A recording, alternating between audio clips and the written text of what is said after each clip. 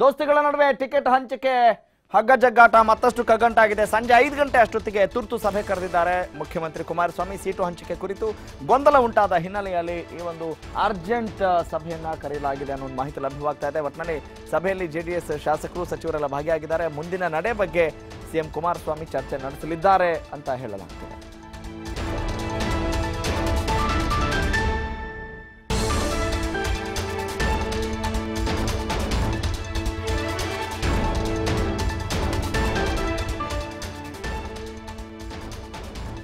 ವೀಕ್ಷಕರೇ, ಲೋಕಸಭಾ ಚುನಾವಣೆಯಲ್ಲಿ ನಾವು ಮೈತ್ರಿಯಿಂದಲೇ ಚುನಾವಣೆಯನ್ನು ಎದುರಿಸ್ತೇವೆ, ಹೊಂದಾಣಿಕೆಯಿಂದಲೇ ದೋಸ್ತಿ ಸರ್ಕಾರವೇ ಚುನಾವಣೆ ಎದುರಿಸುತ್ತೆ, ಒಗ್ಗಟ್ಟಾಗಿ ಎದುರಿಸ್ತೀವಿ ಅನ್ನೋ ಮಾತುಗಳನ್ನು ಆಡಿದಂಥ ಈಗ ಮೈತ್ರಿ ಪಕ್ಷಗಳಿಗೆ ಕಗ್ಗಂಟಾಗಿರೋ ವಿಚಾರ ಏನಂತ ಹೇಳಿದ್ರೆ ಸೀಟು ಹಂಚಿಕೆ. ಯಾಕಂತ ಹೇಳಿದ್ರೆ ಕೇವಲ ಈ ಮುಂಚೆ ಕಳೆದ ಬಾರಿಯ ಲೋಕಸಭಾ ಚುನಾವಣೆಯಲ್ಲಿ 2 ಕ್ಷೇತ್ರಗಳಲ್ಲಿ ಮಾತ್ರ ಜಯಭೇರಿಯನ್ನು ಬಾರಿಸಿದಂತಹ ಜೆಡಿಎಸ್ ಈಗ ಜಾಸ್ತಿ ಕ್ಷೇತ್ರಗಳು ಬೇಕು ಅನ್ನುವ ಪಟ್ಟನ್ನು ಹಿಡಿದಿತ್ತು.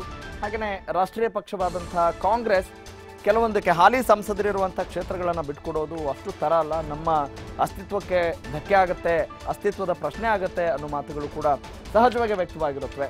ಇನ್ನು ಇಂಥದ್ರಲ್ಲಿ ಒಗ್ಗಟ್ಟಾಗಿ ಹೋಗಬೇಕು ಅಂತ ಹೇಳಿದ್ರೆ ಕೆಲವೊಂದು ವಿಚಾರದಲ್ಲಿ ಕೊಟ್ಟು ತೆಗೆದುಕೊಳ್ಳೋದು ಅಥವಾ ಕೆಲವೊಂದು ಕ್ಷೇತ್ರಗಳನ್ನು ತ್ಯಾಗ ಮಾಡಬೇಕಾದಂಥ ಒಂದು ಪರಿಸ್ಥಿತಿ ಕೂಡ ಬಂದೇ ಬರುತ್ತೆ. ಆದರೆ ಈಗ ಈ ಸೀಟು ಹಂಚಿಕೆಯ ಬಿಕ್ಕಟ್ಟು ಜಾಸ್ತಿ ಆಗಿರೋ ಹಿನ್ನೆಲೆಯಲ್ಲಿ ಒಂದು ತುರ್ತು ಸಭೆಯನ್ನು ಕರೆದಿದ್ದಾರೆ ಮುಖ್ಯಮಂತ್ರಿ ಎಚ್ ಡಿ ಕುಮಾರಸ್ವಾಮಿ.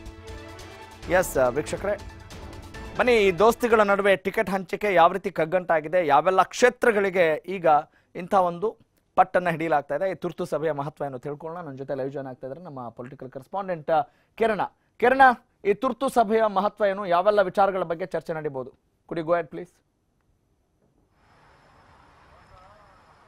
ರಾಘವ್ ಸೂರ್ಯ, ಈಗಾಗಲೇ ಏನು ಕಾಂಗ್ರೆಸ್ ಹಾಗೂ ಮೈತ್ರಿ ಸರ್ಕಾರದ ನಡುವೆ ಒಂದು ಟಿಕೆಟ್ ಅಂದ್ರೆ ಕ್ಷೇತ್ರಕ್ಕಾಗಿ ಒಂದು ಹಗ್ಗ ಜಗ್ಗಾಟ ನಡೀತಿದೆ ಅಂತ ಹೇಳಿದ್ರೆ ತಪ್ಪಾಗುದಿಲ್ಲ. ಈ ಮುಂಚೆ 12 ಕ್ಷೇತ್ರಗಳ ಬೇಡಿಕೆ ಇಟ್ಟಂತಹ ಜೆಡಿಎಸ್ ಇದೀಗ ನಮ್ಗೆ 8 ಕ್ಷೇತ್ರ ಆದ್ರೂ ಬಿಟ್ಕೊಡಿ ಅನ್ನುವಂತಹ ಒಂದು ಬೇಡಿಕೆಯನ್ನ ಮೈತ್ರಿ ನಾಯಕರ ಮುಂದೆ ಅಂದ್ರೆ ಕಾಂಗ್ರೆಸ್ ನಾಯಕರ ಮುಂದೆ ಇಟ್ಟಿರುವಂತದ್ದು. ಜೊತೆಗೆ ಈಗಾಗಲೇ ಚಿಕ್ಕಬಳ್ಳಾಪುರ, ತುಮಕೂರು ಜೊತೆಗೆ ಮೈಸೂರು ಏನಿದೆ ಅದು ನಮಗೆ ಜೆಡಿಎಸ್ಗೆ ಬಿಟ್ಕೊಡಿ ಅನ್ನುವಂತಹ ಒಂದು ಬೇಡಿಕೆಯನ್ನ ಈಗಾಗಲೇ ಜೆಡಿಎಸ್ ವರಿಷ್ಠರು ನೀಡಿರುವಂತದ್ದು. ಜೊತೆಗೆ ಬೆಳಗ್ಗೆಯೂ ಸಹ ಡ್ಯಾನಿಶ್ ಅಲ್ಲಿ ಅವರು ರಾಹುಲ್ ಗಾಂಧಿ ಅವರನ್ನ ಭೇಟಿ ಮಾಡ್ಲಿಕ್ಕೆ ಹೋಗ್ತಾರೆ. ಆದ್ರೆ ರಾಹುಲ್ ಗಾಂಧಿ ಅವರು ಚೆನ್ನೈಗೆ ತೆರಳಿರುವಂತಹ ಒಂದು ಹಿನ್ನೆಲೆಯಲ್ಲಿ ಅವರನ್ನ ಭೇಟಿ ಮಾಡಿ ಮಾತಾಡ್ಲಿಕ್ಕೆ ಸಾಧ್ಯವಾಗಿಲ್ಲ. ಈ ಒಂದು ನಿಟ್ಟಿನಲ್ಲಿ ಕುಮಾರಸ್ವಾಮಿ ಅವರು ಅಸಮಾಧಾನ ಆಗಿದ್ದಾರಾ ಅನ್ನುವಂತಹ ಸಾಕಷ್ಟು ಪ್ರಶ್ನೆಗಳು ಉದ್ಭವವಾಗ್ತದೆ.